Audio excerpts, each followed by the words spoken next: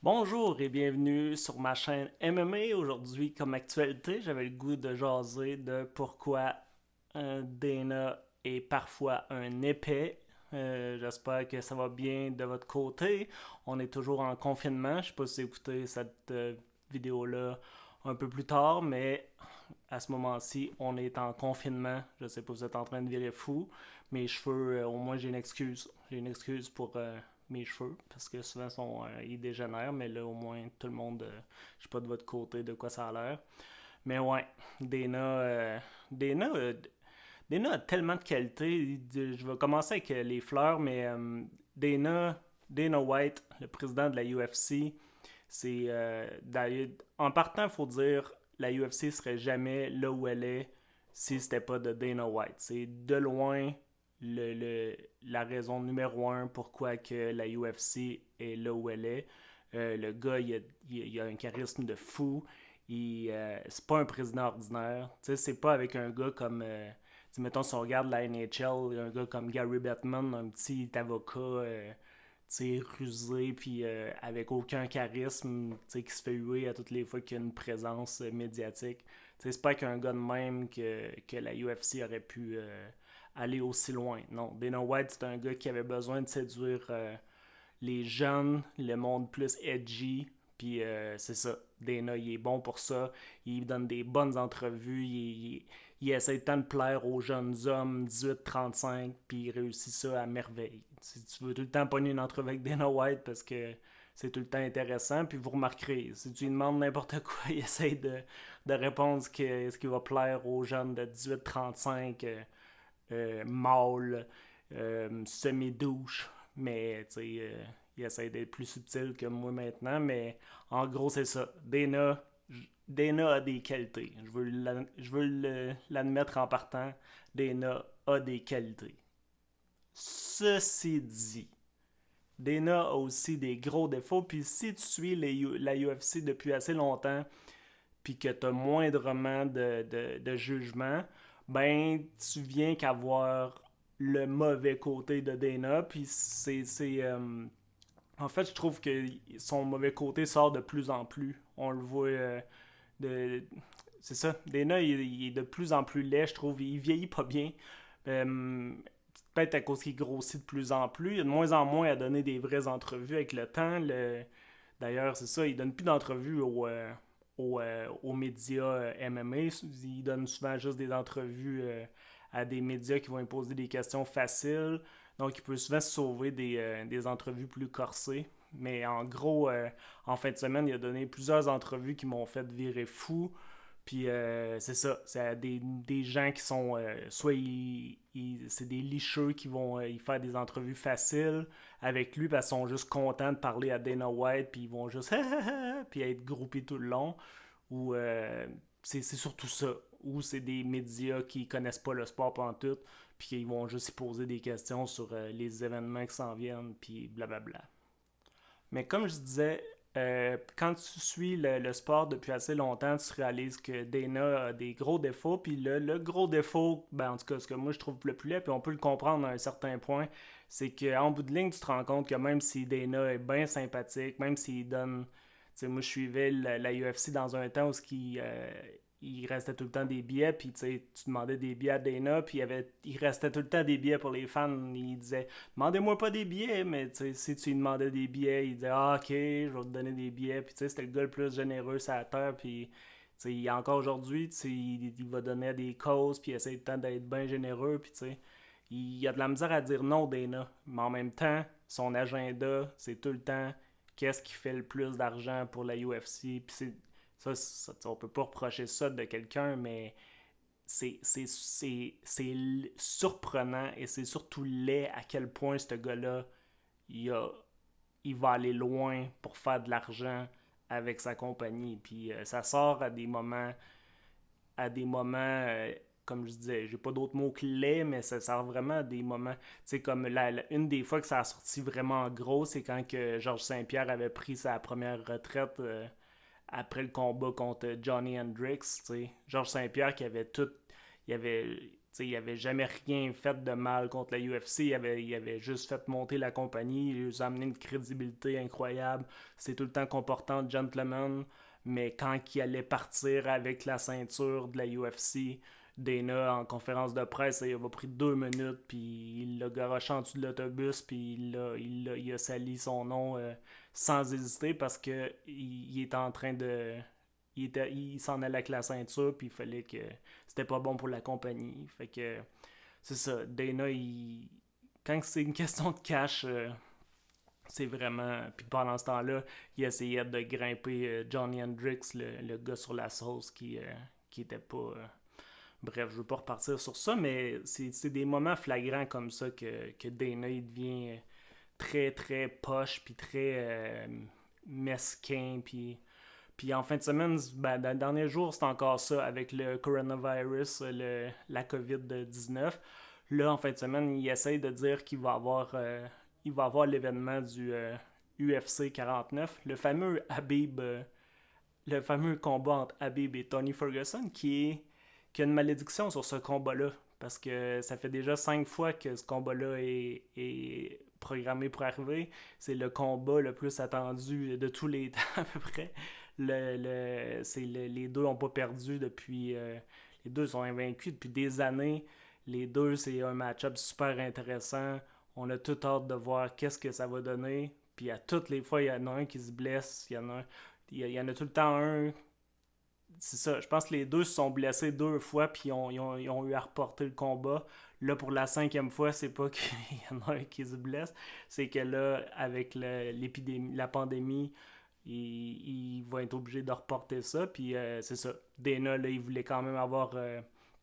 Qui essaye de se battre contre la pandémie pour quand même avoir un événement, mais c'est ça. Là, les dernières nouvelles, c'est que Habib, il pourra pas sortir de la Russie parce qu'ils ont tous arrêté les vols extérieurs. Fait que c'est ça la dernière nouvelle. Mais j'ai trouvé ça super irresponsable de Dana des dernières dans les entrevues en fin de semaine qui disait qu'il voulait avoir son événement quand même. Puis c'est ça. La seule chose qui motive Dana, c'est encore là, c'est de faire de l'argent. Il veut profiter de l'absence de tous les autres sports. Il veut profiter du vide médiatique pour avoir un événement. Il se fout complètement de la santé de la population, puis il veut juste profiter de ça pour monter son sport. Puis c'est un autre moment que je l'écoutais, puis il disait ah, si c'est ce virus-là qui va m'emporter, ben ça sera ça. T'sais. Puis là, il faisait comme si c'était un gars courageux, puis je me laisserai pas faire par un virus. On n'est pas de même, les Américains, on va continuer à vivre, blablabla. Mais ce speech-là, il est pas approprié. C'est pas. Ça, c'est un speech quand il vient d'avoir le 11 septembre ou quand il y a eu les bombes en France, ou quand il y a eu du terrorisme. Là, tu peux dire, hey, on laissera pas la peur nous contrôler, on va continuer à vivre, puis on va montrer que notre train de vie n'est pas affecté. Là, c'est un virus qui a besoin de gens qui se mêlent ensemble pour se répandre. Fait que c'est pas. C'est pas quelqu'un qui essaie de t'intimider, c'est un virus qui est même pas vivant. Fait que il faut juste de la distanciation sociale, il faut juste rester chacun chez soi pendant une bonne période de temps pour éviter le pire, le temps qu'on développe des mesures pour le contrer.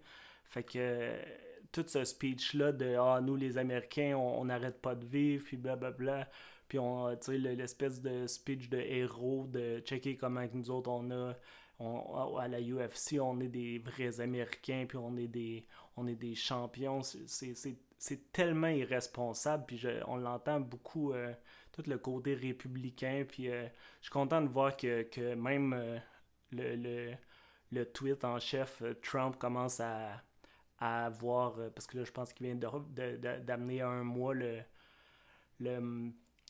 le confinement à un mois, il commence, il doit avoir assez d'experts autour de lui, puis il doit avoir assez de chiffres pour commencer à réaliser que il peut pas.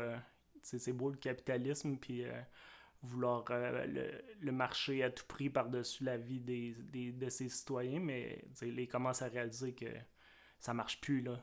Puis la UFC, tu sais, moi, s'ils peuvent réussir à faire un combat Tony contre Habib dans un aréna vide ou une foule dans un océan de purel, puis téléporter les deux athlètes dans le milieu de l'octogone, puis réussir à faire le combat, good, là, je serais bien content d'avoir ce divertissement-là, c'est un combat que j'attends depuis toujours, puis Ferguson, il rajeunit pas, puis c'est un combat que tout le monde mérite d'avoir, ça fait super longtemps. Pour la division lightweight, c'est une division que il faut voir ce combat-là. C'est nécessaire pour juste pour la legacy de Habib. Il a besoin de voir ce combat-là. Il a besoin de faire ce combat-là pour vraiment dire qu'il a été le meilleur de sa génération. Mais c'est ça. Mais tu peux faire ce combat-là. Si tu réussis à faire ce combat-là, good. Mais amène pas ton speech de il faut vivre notre vie, puis faut recommencer à vivre comme si le virus n'existait pas pour montrer qu'on se laisse pas faire. Ça, c'est un speech irresponsable dans les circonstances, puis c'est ça que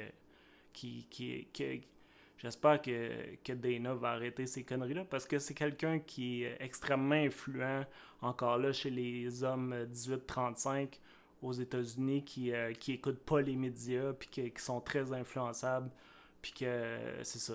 Bref.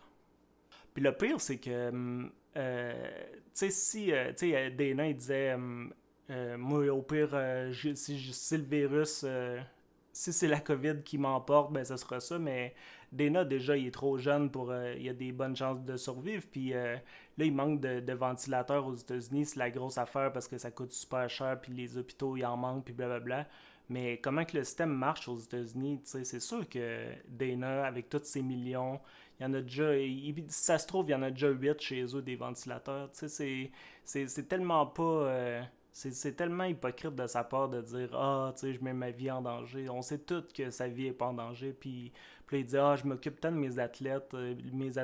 S'il y en a un qui est malade, je vais m'en occuper. Mais c'est pas tes athlètes. C'est ça le problème, c'est que quelqu'un qui décide de ne pas respecter la distanciation sociale, c'est pas juste sa vie à lui qui met en danger, c'est la vie de tout le monde.